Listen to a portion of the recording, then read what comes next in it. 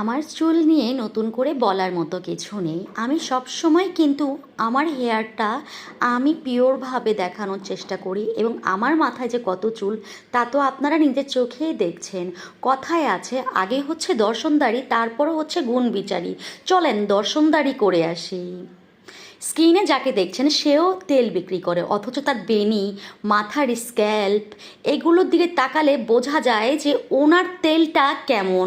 ওনার কিন্তু অনেক view, but আমি বলছি না ওনার তেলটা খারাপ। তাহলে উনি কেমন ধরনের তেল বানায় যে তার নিজের তেল ব্যবহার করে তার চুলের অবস্থা এরকম, বেনি এত চিকন এবং তার মাথার চুলের তালুটা পর্যন্ত দেখা যাচ্ছে।